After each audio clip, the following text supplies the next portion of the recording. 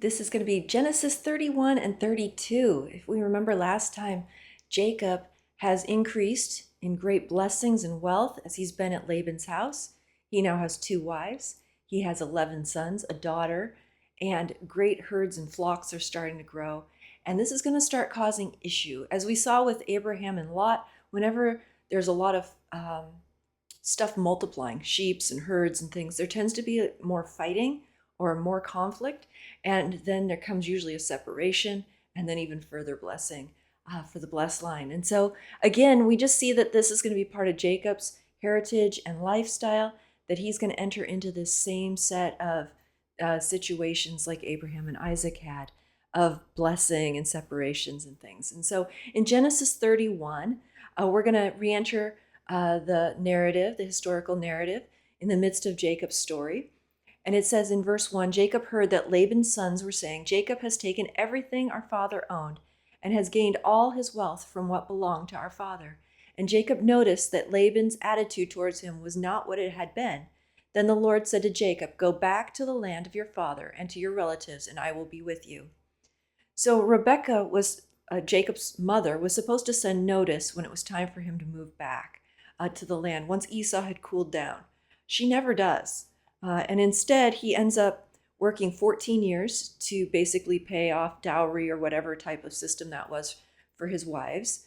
And then he works another 6 or 7 years to gain herds and flocks. And remember, he's taking probably less than what is a normal payment for this kind of work, especially as a family member.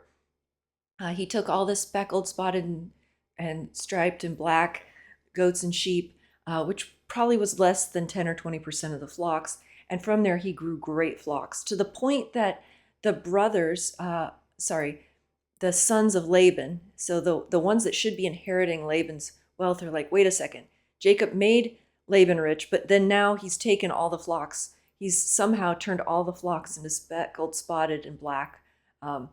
And now they're Jacob's, and there's very little left for Laban. And so they're just not feeling very prosperous. They feel like Jacob is stealing from them, kind of somehow getting away with this, right? And really, we know from behind the scenes that it's the favor of the Lord on Jacob.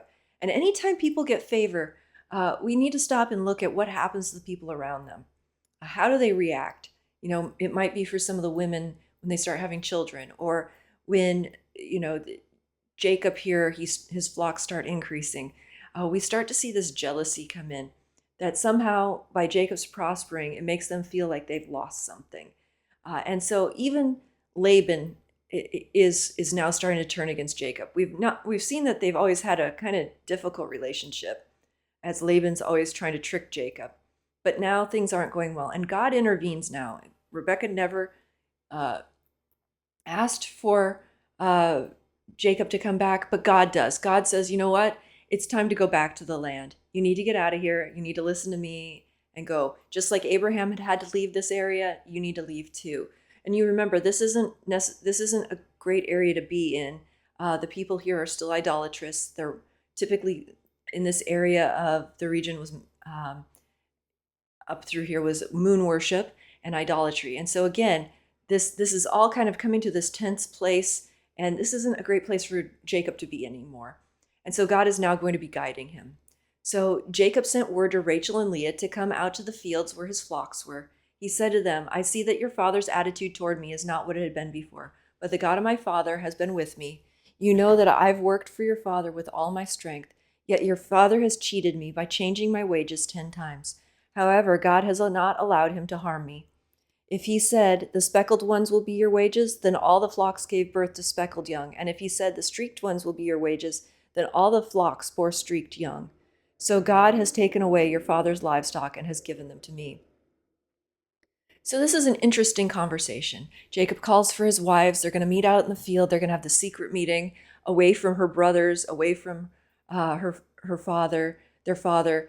And he's just saying, look, Laban just keeps cheating me. My wages have changed 10 times. So it's not just the trading of Leah and Rachel at the wedding. This has been going on over and over. And Jacob attributes something different. He says that God is the one that has taken away Laban's flocks and given them to me. He's not saying that that branch stick thing worked. He does know that, he was trying to play and manipulate and get these situations, but in the end, he realizes it's actually God behind the blessing. It's God that's given him this great provision. Sometimes we think we're the ones that earned that promotion at work, or we're the ones that worked really hard at this or that thing. And yeah, those things can result in promotions, but sometimes it's just the favor of God. And I don't know if you've had a situation you can think of where it's just the favor of God. There's no other explanation. Like all you can do is give God all the credit for where you ended up at a really great job, at a really great ministry, at something particular, some favor. I just remember early on in college, I landed this internship, and I had to think there was a lot of applicants, and I didn't think I was going to get it. I just put my name in because it was a really great place, and I ended up getting it. And I was like, it had to have been God's hand involved in that, because there was no other reason I could think of. And so again, we just see this happen time and time again, that God is the one that we need to thank for opening those doors and putting us in places at times. And we need to see where we've been put, where God has led us, even if it's difficult, right? Jacob's life isn't easy here. This might be where God told him he should be, and God's with him and blessing him.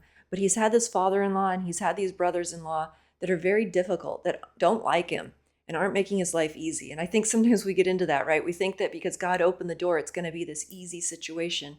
But really, we have to make sure that our hearts are right and our attitudes, even in those situations, are right as we go through these different places and times. So here we just see that, again, Jacob is going to need to move on. So I'm going to include this little bit of the narrative and read it. Verse 10. In breeding season, I once had a dream in which I looked up and saw the male goats mating with the flock were streaked, speckled, or spotted. The angel of God said to me in the dream, Jacob, I answered, here I am. And he said, look up and see that all the male goats mating with the flocks are streaked, speckled, or spotted. For I have seen all that Laban has been doing to you. I am the God of Bethel, where you anointed a pillar and where you made a vow to me. Now leave this land at once and go back to your native land. So this is after Jacob probably has done that whole thing with the sticks and everything else. He was putting striped sticks in front of the sheep as they were coming to breed, so they would see them and then have striped or speckled. And he was doing all this stuff on his own. But then he says, in a breeding season, I once had a dream. And he attributes this dream and the wisdom of God to take all the speckled and the striped as his portion, because God was going to increase those going forward. Now, again, the angel of God said to him in the dream. So again, this is a very direct dream. There's no interpretation really needed. It's just God speaking to him. And he says that he was given this direction, that it was going to be these male speckled and spotted that were going to prosper. And so here, he doesn't talk about the sticks and the things he did. He talks about this being God, that God is the one directing it. And then God says, I'm the God of Bethel. And he's telling him, go back to where you had that dream that night at Bethel. Go back to your native land. It's not where you need to be here. And so this interaction just resets Jacob's thinking. It's not his own schemes or cunning that blessed himself. It's not any of that. Instead, he's been given very clear direction on what to do, how to be blessed. He's followed that. And now he's also to go back to his homeland. So again, this is, and the dream tells him at once he needs to leave now. So in this dream, he's relaying this to his wives.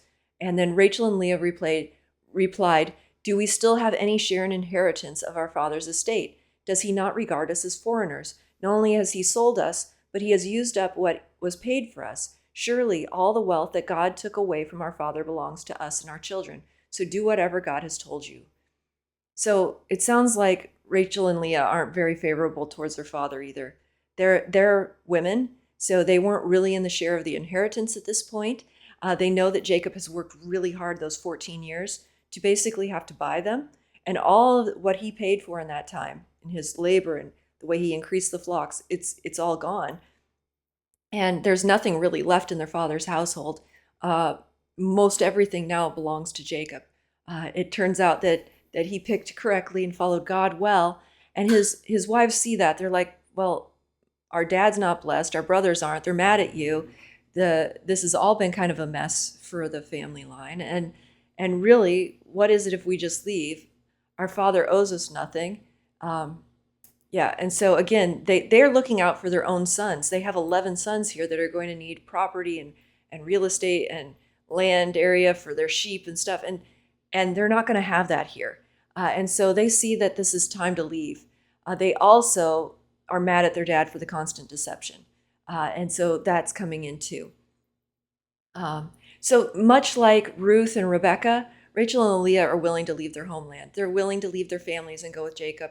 They've really made this their primary family, and leaving their father and mother, to be with their husband and making this. And so again, they trust Jacob at this point, which is good, and they don't need their father's protection or provision, and they're making that very clear.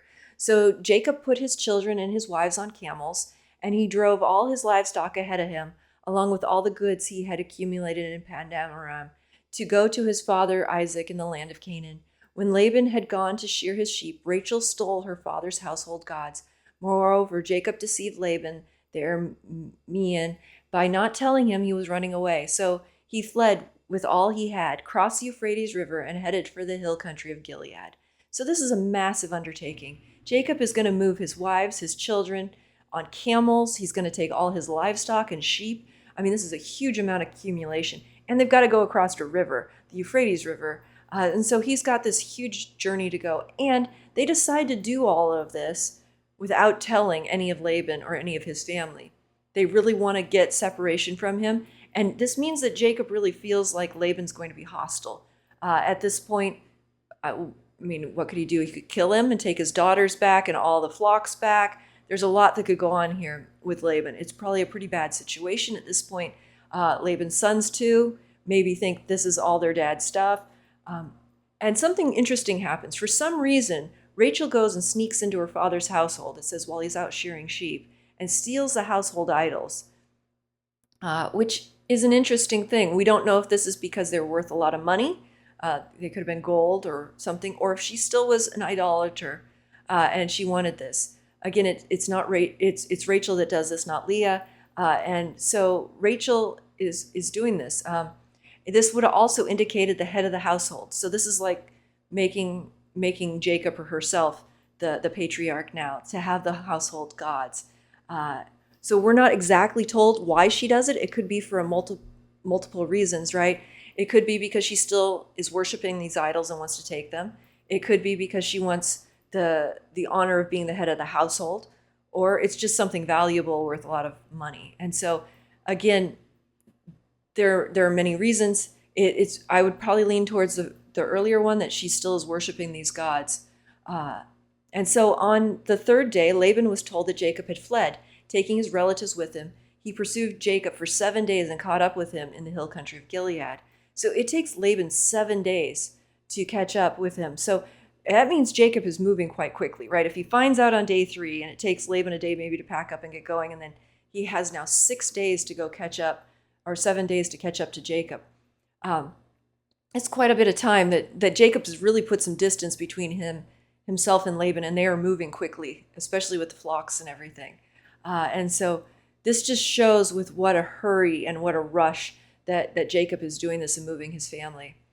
And he's obviously not feeling that this is a really bad situation with Laban. Then God came to Laban, the Aramean, in a dream at night and said to him, "Be careful not to say anything to Jacob, either good or bad." So God intervenes. So whatever was going on with Laban, which we have to think was pretty serious, God has to intervene and tell him in a dream, just like God's already spoken to some other Gentile rulers in dreams, Abimelech, and we'll see later the Pharaoh. He does the same thing here with Laban. This does not mean that Laban is a worshiping God or anything else. This is a warning. This is God just saying, don't say anything, good or bad. This isn't your place. I've sent him out, basically. So God has sent Jacob, and now he's protecting him from Laban. So in verse 25, Jacob has pitched a tent in the hill country of Gilead when Laban overtook him, and Laban and his relatives camped there too. And Laban said to Jacob, "What have you done? You've deceived me, and you've carried off my daughters like captives of war," which isn't true at all. Once you get married, he was allowed to leave. He had outright worked for them. He could take them wherever he wanted. The daughters went willingly. He did not carry them off like captives of war. They were more than happy to leave their deceptive father and all the problems. And so again, Laban is not assessing the situation correctly. He basically is saying, you stole my daughters, which is completely wrong. And again, this is exactly what we expect from Laban at this point. And so it sounds like, and he says that Jacob deceived him. And there was nothing that Jacob had deceived him about. He just took what was his and left. And so verse 27, why did you run off secretly and deceive me? Why didn't you tell me so I could send you away with joy and singing to the music of timbrels and harps? You didn't even let me kiss my grandchildren and my daughters goodbye. You have done a foolish thing. I have the power to harm you. But last night, the God of your father said to me, be careful not to say anything to Jacob, either good or bad. Now you have gone off because you longed to return to your father's household. But why did you steal my gods? Okay, so Laban is trying to find anything here he can to make Jacob seem like the one that's been wronging him. He's trying to make it seem like he has a reason to harm Jacob and kill him. You didn't let me say goodbye. You didn't let me throw you a party. There was no way he was going to throw a party. Look, he just said, you took my daughters away like captives. This was not a celebration. This was not something that Laban was favorable for. And he says, basically, the only reason I'm not harming you, I have the power to harm you, but last night, God of your father said to me. So Laban would have found a reason to harm Jacob, no matter what, unless God had intervened. And so we catch that from this narrative, that this is not a little bit of threats. Laban is definitely. So as Jacob left Esau in the threat of his life, now he's leaving Laban in the same. Right? All they have to do is kill Jacob, and they get their daughters back, they get their herds back, they get everything back. Then the daughters would become their property, right, of Laban and all of that. And so again, he judges what Jacob did as foolish. And so again, Laban had also been the one that tried to stop Rebekah from leaving. Now he's trying to stop Rachel and Leah from leaving. But he does point out something, that the household idols have been stolen. So that needs to kind of get cleared up. And Jacob answered Laban, I was afraid because I thought you would take your daughters away from me by force.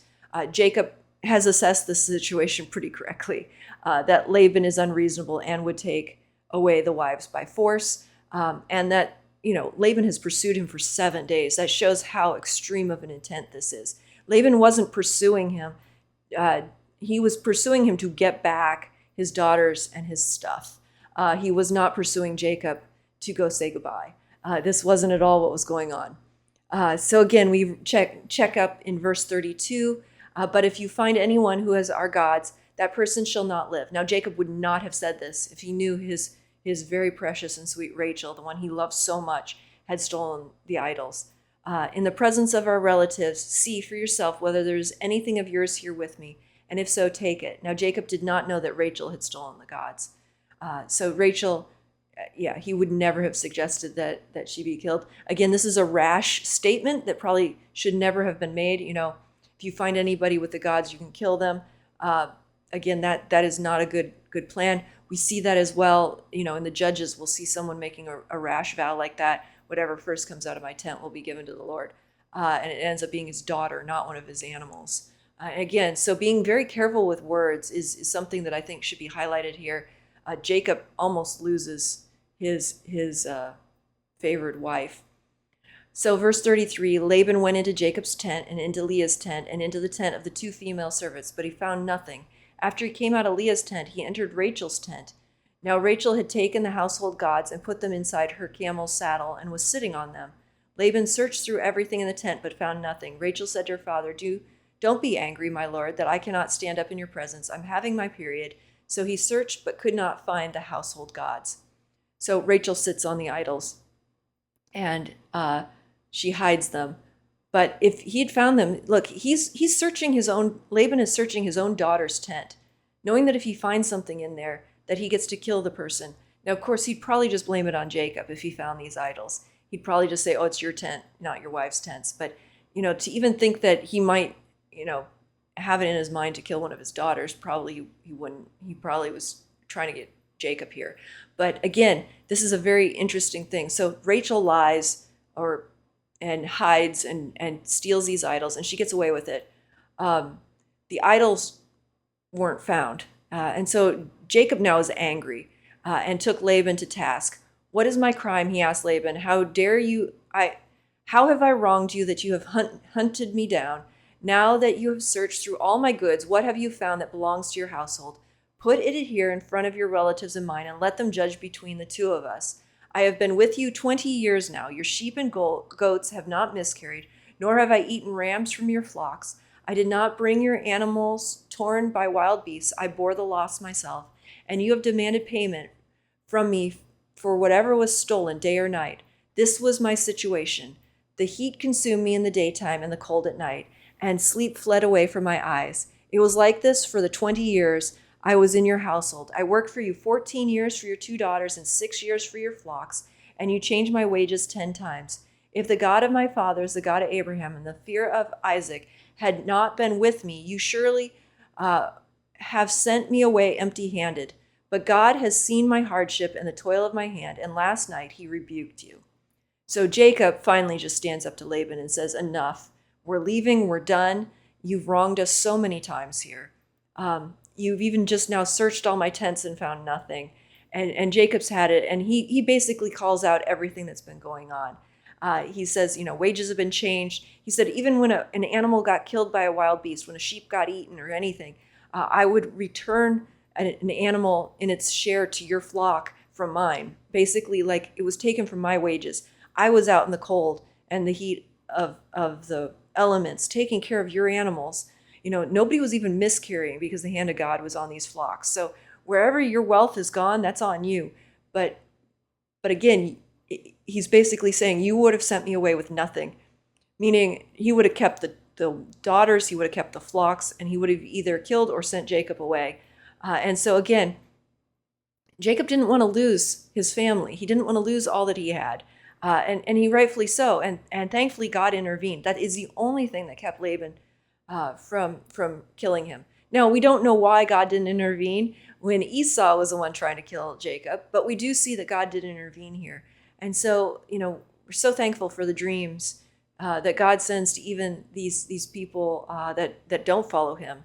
And so again, Jacob is really done with this injustice. He's so thankful that God is on his side, and he really is saying God is with him, that he is the God of Jacob now, and he's bigger than anything that Laban can do to him. And so we see that Jacob is really making some stands for his relationship with God. He's recognizing that it's all God that's doing this for him, and not a person, not himself. Again, Laban's not the one that gave him anything or made him rich. It really is God. And Laban answered Jacob, the women are my daughters, the children are my children, and the flocks are my flocks. All you see is mine. Yet what can I do today about these daughters of mine, or about the children they've borne? So again, Laban says, yeah, you really should be dead or on the run, and I should really get to keep all of this. The wives, the grandchildren, everything is mine. It's not yours, Jacob. Even the flocks. And so again, Laban is laying claim to everything. He really is not a good character in this story at all. And what can I do about it? Basically, God is the only thing that's going to keep me from this theft and all this blessing on your life. And so we see that even Laban is recognizing, even in his terrible state of heart, that God is the one that is protecting Jacob here. So Laban says, come, let's make a covenant, you and I, and let it serve as a witness between us. So this is now, Laban thinks, I've got this idea. Let's make a treaty because I don't want you coming back and attacking me. But again, that would be more of Laban's attitude than Jacob. So Jacob took a stone, set it up as a pillar. He said to his relatives, gather some stones. So they took stones and piled them in a heap, and they ate there by the heap, right? This is a covenant act. They're going to have a meal together. They're going to make a peace treaty. This is definitely in Jacob's favor. There's almost nothing in Laban's favor here. Once Abraham or Isaac or Jacob leave for the promised land, they never go back. They're not going to come back and attack him. So Laban called it, this place, Jacob gives it a different name. The heap is a witness between you and me today, is what Laban says. That is why it is called Galeed. It was also called Mizpah because he said, may the Lord keep watch between you and me when we are away from each other. If you mistreat my daughters, or if you take any wives beside my daughters, even though no one is with us, remember that God is a witness between you and me. So Laban is very concerned for his daughters all of a sudden, right? moments earlier, he was going to take them away from Jacob. He was going to take away their flocks, probably give it to his sons and keep all of it. And now he's very concerned that Jacob's going to treat these daughters well. There have been no reason to believe that Jacob had ever mistreated the daughters or that he would do that. And again, Laban telling Jacob he can't have any other wives is not that huge of a deal here. Jacob already has 4 wives, or 2 wives and 2 concubines. And so again, this is something that is for Laban more than it's for Jacob. It does set a good precedence, though, even for Jacob. He's going back into the land. He should not be taking Hittite and Canaanite wives. So again, this is a good plan. And it also protects everything that Laban has to go to his daughters and his grandchildren. So Jacob can't have more children with other women, and more of this stuff get disseminated to other families. So somehow Laban thinks that maybe if my daughters keep all of this and all of my grandkids, somehow that will still benefit Laban. And so again, Laban also said to Jacob, "Here is my heap, and here is this pillar I've set up between you and me. This heap is a witness, and this pillar is a witness, that I will not go past this heap to your side to harm you, and you will not go past this heap and pillar to my side to harm me. May the God of Abraham and the God of Nahor, the God of their fathers, judge between us." So basically, there will be no secret attacks by Laban against Jacob in the future. Jacob never really seems to be that kind of person that he would go back and attack Laban or anything. Laban is probably feeling like maybe that's a thing, but again, so they set up these stones and basically said, we have a peace treaty now. If you go past these heaps, it had better be in a peaceful way, not in a harmful way. Again, this is their dividing line. It's 7 days out from Laban's house. And so Jacob was fleeing. This peace treaty, again, is pretty much a one-way thing that Jacob's just kind of nodding his head to as Laban tells him the things that he's not allowed to do, which he probably wouldn't have done anyway. So again, he's going back into the promised land. He's getting all this blessing, and he's able to go now. And more or less, this dream of God has led to this peace treaty and ability of Jacob not to have someone following him. So Jacob took an oath in the name of the fear of his father Isaac. He offered a sacrifice there in the hill country and invited his relatives to meal. After they'd eaten, they spent the night there. Early the next morning, Laban kissed his grandchildren and his daughters and blessed them. Then he left and returned home. So now this is the time for Jacob to respond with the oath, and he makes it in the name of his father Isaac, who's still alive, by the way, and offers a sacrifice and makes a meal and all of that. And so again, there's goodwill being shown on both sides here to smooth everything over. And so as we find out very quickly, just to recap a little bit of the ages and where we're at in this general story, Isaac is still alive. The guess is at this point that Isaac's about 137 years old when Jacob left. So 20 years later, he'd be 157 now. So Isaac will live another 23 years after Jacob returns. So he will still get more time with his father. Like I said, Isaac's long life ends up being a very gracious thing for Jacob.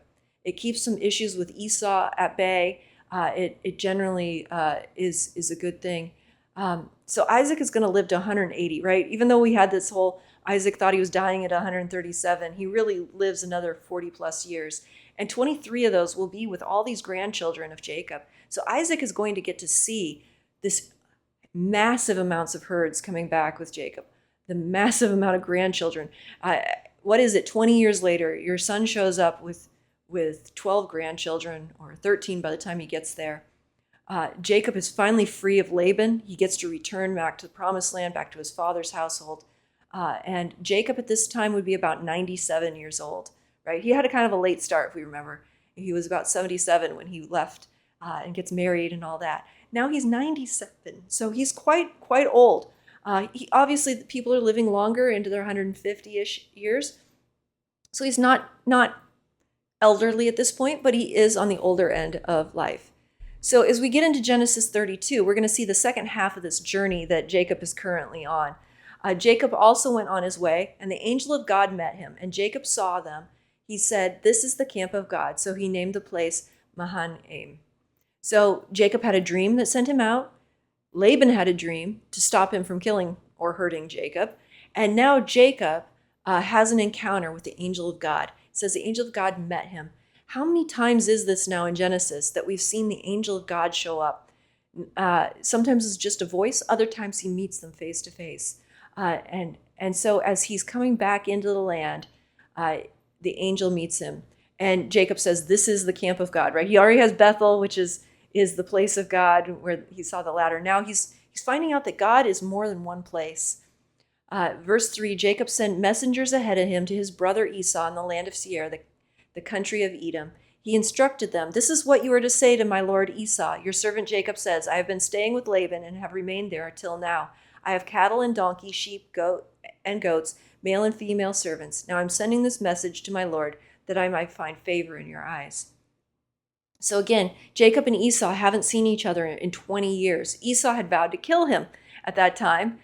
Jacob has no idea if Esau still wants to kill him. So he sends this message ahead. Look, I'm a very rich person now. Basically, is there something we can do here and work this out?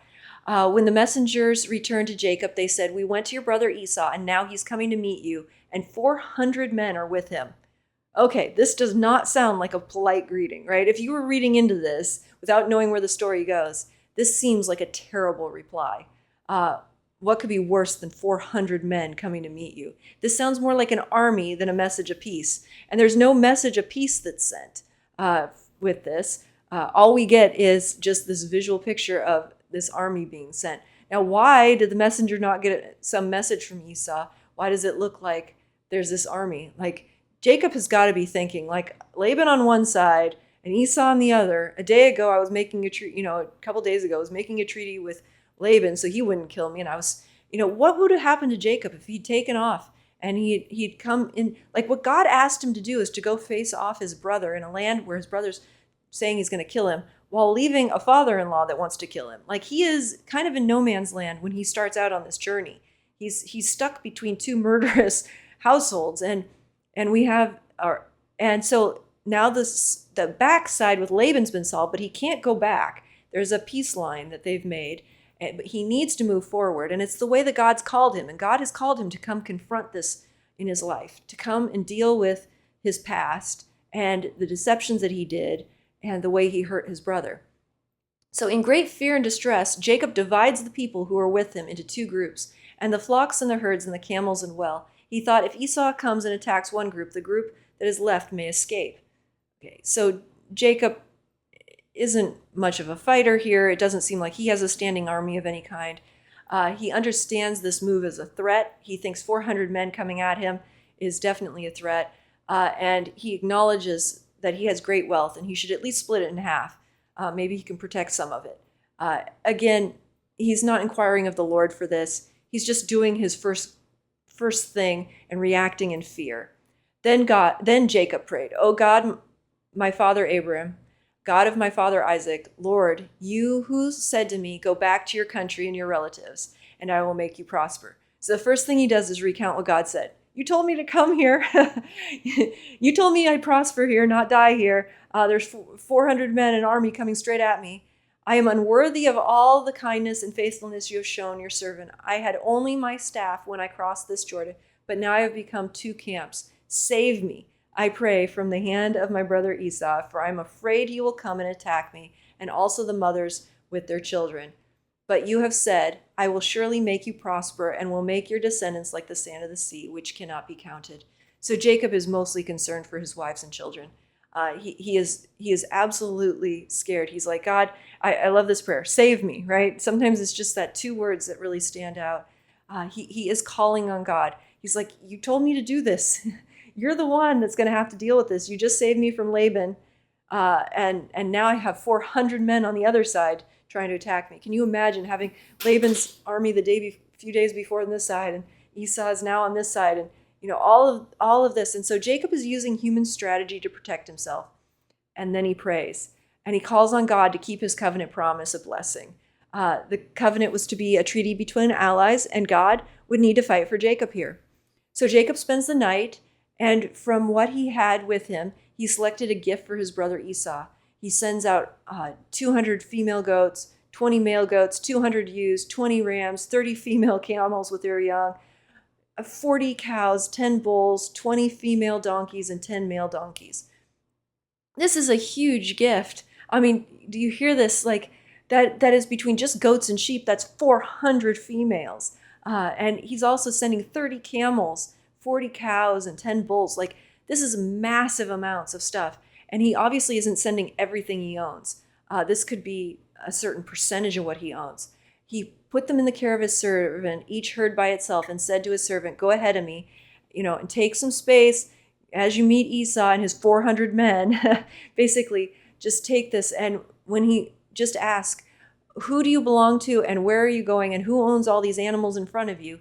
Then you say, "This is Jacob's. This is a gift to you, Esau, and he's coming behind us." Okay, so this is as we enter into this. Then he instructed the second one and the third one, the same things. Like when you meet Esau, you're going to just tell him, hopefully, he says, "For he thought, I will pacify him with these gifts I am sending on ahead. Later, when I see him, perhaps he will receive me." So Jacob is just thinking, I don't need a lot. I need to send him a bunch of gifts. I'll keep what I have back here. And hopefully all these gifts will soften him up. He and his 400 men can take this and carry it off. It's enough to keep them all busy and return thinking that they got something from this. So again, Jacob is using a human strategy. This wasn't given by God. The amount just shows his great wealth that he can even do this. And so Jacob's gifts went on ahead of him, but he spends the night in the camp. So he stays behind to see if these gifts are going to work. And again, like I said, he hasn't really inquired of God what to do. He's asked God to save him, but then he goes out and does this in his own action. So Jacob was left alone. So again, okay, so in verse 22, that night Jacob got up and took his 2 wives, his 2 female servants, and his 11 sons, and crossed the ford at the Jabbok. And he had sent them across the stream. He sent them over all his possessions. So Jacob rearranges his encampment again. He had split them in 2, now he puts them back together. He's trying to work this out. He's basically doing everything he humanly can to try to keep his stuff and his family alive and intact. So Jacob was left alone, and a man wrestled with him until daybreak. When the man saw that he could not overpower him, he touched the socket of Jacob's hip so that his hip was wrenched, and he wrestled with the man. Then the man said, "Let me go, for it's daybreak." But Jacob replied, "I will not let you go unless you bless me." The man asked him, "What is your name?" "Jacob," he answered. And the man said, "Your name will no longer be Jacob, but Israel, because you have struggled with God and with humans and have overcome." Okay, so Jacob is left alone.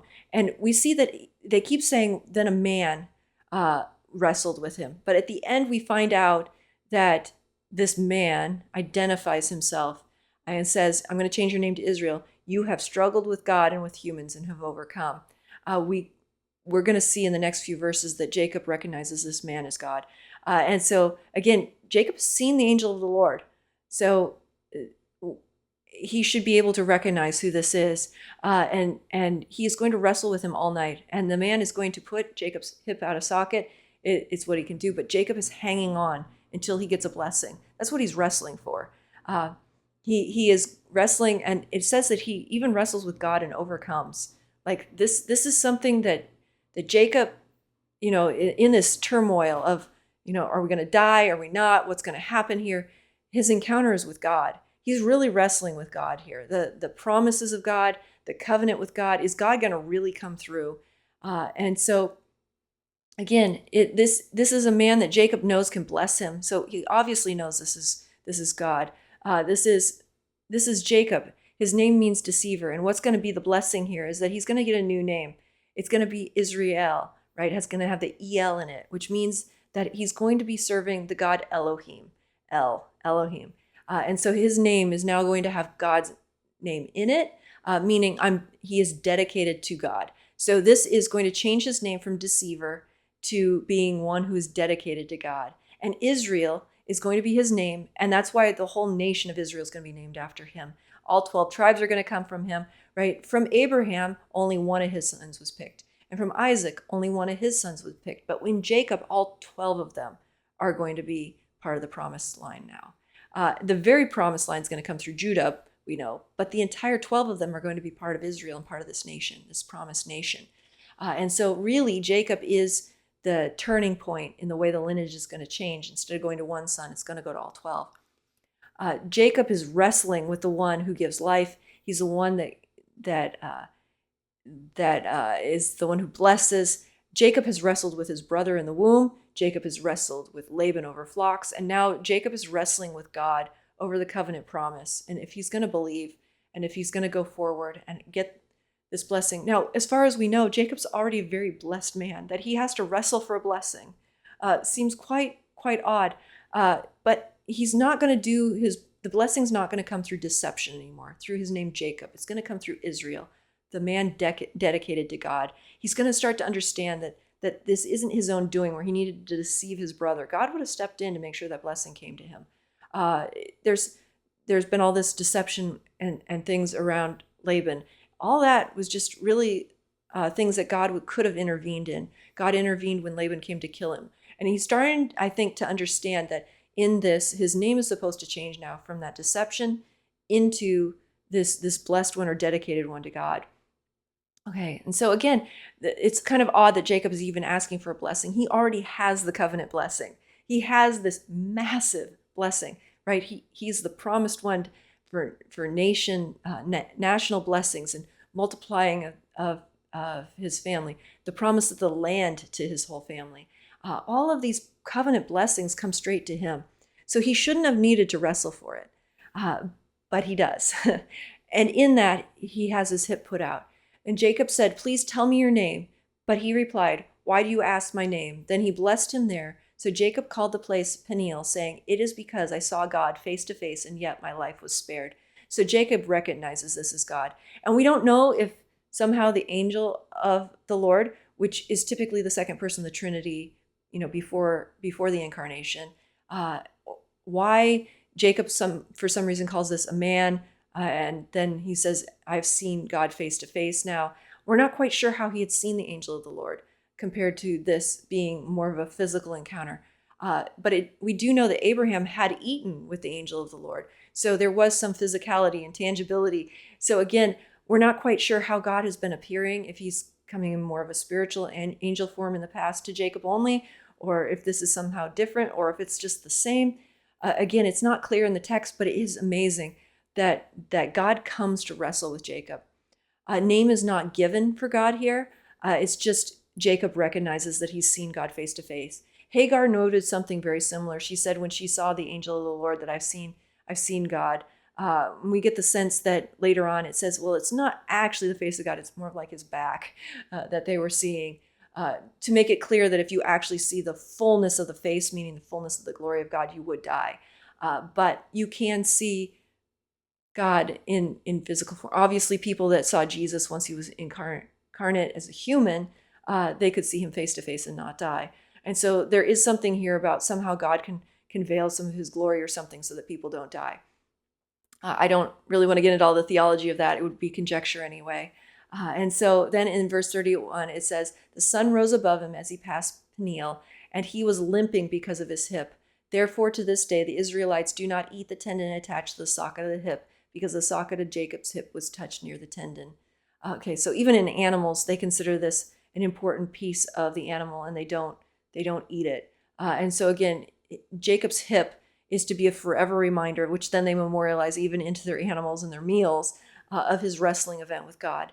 That this nation, at its very inception of naming of Israel, was a wrestle with God. It was something that they had to come to grips with and wrestle through this covenant promise that they already had for this blessing that I'm pretty sure that he already had. And so he is blessed.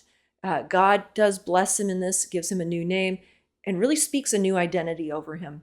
And I think sometimes that's something we need to realize is we need to take that time with God to wrestle out what changed when we got saved, to go deep into our identity of how God has called us to something different, to a new lifestyle, not one where we're doing it for ourselves or in our own strength or our own ways, but we're really doing it from this new identity. And once we get that sense and understanding of what it means to be God's saints, right? That's what the term Paul uses over and over, the holy ones, the saints. What does it mean to be a called out holy one? That we're not trying to become holy or do these things. I mean, we're supposed to live holy lives, but we're already called those things. The Holy Spirit's already in us, and that our new identity is as his sons and daughters. We're not having to wrestle with God to become sons and daughters. Sometimes we have to wrestle with ourselves to understand that. We have to wrestle to understand that God loves us and has fully accepted us, that we have no barriers between us and the throne of grace, where we can come to him at any time and say, save me, right? Like where Jacob's at. And so again, this is an important part of our story, I think, too, is that when we wrestle with God, then there should be some memorial to that we now, I don't know if we walk with a limp or if there's something particular, but we come to a place of humility of realizing that we're completely dependent on God, that we have to cling to him, that is the only thing we can do, right? Jacob is now going to have this the rest of his life to remind him that he has a reliance on God. He can't do it in his own strength. And I think that's something that we all need to come to the end of ourselves, even well after we're saved or have entered into a covenant with God, right? We still have to wrestle these things out. And that can be a tough process. That is a dying to self. It's putting down all our personal ambitions and things and really going after the calling and direction of God. Like I said, in Jacob's life, the calling for him was somewhat natural. It was go have lots of children, seems pretty normal, and increase your flocks and herd by working. So he wasn't required to do some miraculous walk on water thing or have a faith for certain thing super huge. I mean, he had to have faith to leave a place and come to a place and go and come, and people are trying to murder him, and we get all that. But at the same time, the majority of the blessing came from doing very normal things, having children and doing your daily job, right? And so God was just going to use those very normal things in a very supernatural way, put miracles of blessing and abundance on both of them. So here we're going to just take a minute to go over God's name. At this point, God's was the one to reveal himself in his name. And as we see the Old Testament unfold, here Jacob says, it was God I saw face to face. When he asks him, what's your name? He doesn't get an answer. Pretty much at this point, they know this is the God of Abraham, Isaac, and then Jacob, right? They have this covenant relationship with him. And when they use that, his name is Yahweh. Again, I think we went over this earlier in Genesis, but just remember that in the Old Testament, the name Yahweh has great reverence with it. There are no vowels in the Hebrew language, so it's just YHWH is Yahweh. Later in history, they take the vowels from Adonai, meaning Lord, and insert them and kind of combine the word Yahweh and Adonai together, Lord and Yahweh, meaning covenant God, to make Jehovah, to make a name that could be spoken. So even now, a lot of times in Jewish culture, they won't say the name Jehovah or Yahweh. We do typically in English. And so Yahweh is thought of as the personal covenantal name of God. Like I said, Elohim is God, the great creator, and then Yahweh being his personal God. And we see that even in Genesis 1 and 2, when we move from that larger story where he's Elohim, the great creator, to that more immanent and personal God with Adam and Eve, and he's Yahweh. So we see that Yahweh is a lot. And in the story, Joseph, the name Yahweh is never spoken by non-Israelites. It's always of the family, of Jacob's family that speaks of Yahweh. Sometimes the writers just say the name. In the Psalms, in Deuteronomy, and other places, they just refer to the name of God. God is also then going to reveal himself as I am to Moses. That's going to be his declaration. He's not going to say I'm Yahweh. He's just going to say I am. And so we do see this revealing or unfolding of the name of God as we move through the Old Testament. We find out more and more about his attributes and character. We find out more about his name. Exodus calls him El Shaddai. So we start to get all these names. He gives this name in Genesis. God of Yahweh is said to have been given to Abraham and Sarah as the God who led them out of Mesopotamia. Right. So we have that he is God. El is kind of a normal word for just general gods, even of the other people around there. But El Shaddai being the God that gives them more. We'll see a number of other names. Jehovah Jireh. Jehovah Nissi, all of these different names to God that come out to describe some of his attributes and character. Again, we'll see that even some of the Midianites and things, Jethro, Moses' father-in-law, will be offering sacrifices to Yahweh in Exodus. So we'll kind of pick this up more in the Exodus story and some of the other stories of how this works. But this people of Abraham, Isaac, and Jacob are really to know God deeply. And Jacob, that he's asking for the name of God, or what's your name? Because Jacob is trying to make sure, am I right? Did I really see God face to face, right? As he's in this encounter. As he leaves the encounter in the wrestling, he knows it's God, but he's asking him for a name. And so, again, we've seen this continue to unfold, the character and nature of God. And Jacob is getting to know God personally here in his wrestling. And I think that's generally something that's important. As we wrestle with God, we start to know him more deeply and personally. And that is part of the knowing process. Not that God changes, but our understanding of him changes. So I think I'll leave us with there, as we have our own wrestles with God, and we need to do those things for ourselves, to take a few moments to just reflect on what are some areas of your life that you could be laying down for God, but also just wrestling through, where you need to see God be faithful in something, where he's spoken things, or your identity has changed. And I think that's the major one, is God has spoken so clearly through the Bible about our identity. And it's something we should reflect on and wrestle through with him, is how has he made me? Who has he said I am as his child, that I'm fully loved? And really wrestling through those deeper truths will help give a more of a grounding in our lives. That's really where Jacob was. He was at those fundamentals of identity at this point. Was this a covenant relationship with someone that was going to be the father of the nation, the God and father of the nation, or wasn't it? And for us, it's the same question. Are we going to have God be our father?